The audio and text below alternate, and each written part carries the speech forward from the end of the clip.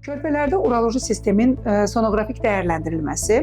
Burada ən çox bizə əsas anamnez lazım olur. Ana bətnindəykən, prenatal dövrdə ana bətnindəykən döldə börəklərə aid, yəni uroloji sistemə aid hər hansı bir patologiya aşkar olunubmu və ya yox. Əgər aşkar olunubsa, yəni kəsələyan sistemində hər hansı bir genişlənmə qeyd olunubsa və ya börəklərin arasında ölçü fərqi qeyd olunubsa, bu uşaqlar doğuşdan sonra neonatoloq tərəfindən və uşaq uroloqu tərəfindən dəyərləndirilir və əgər həmin o şübhələr gündəmdə olursa və biz bu xəstələri uroloji uziyə, yəni dəvət edirik.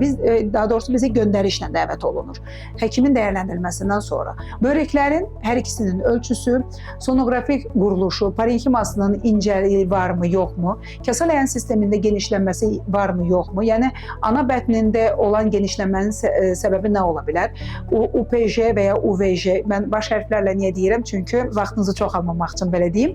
Yəni kəsələyan sistemində ləyəndən sidik axarına keçişdə darlıq varmı? Sidik axarından sidik hissəsinə keçişdə darlıq varmı? Yəni açıqlaması bu başlıqların bu deməkdir.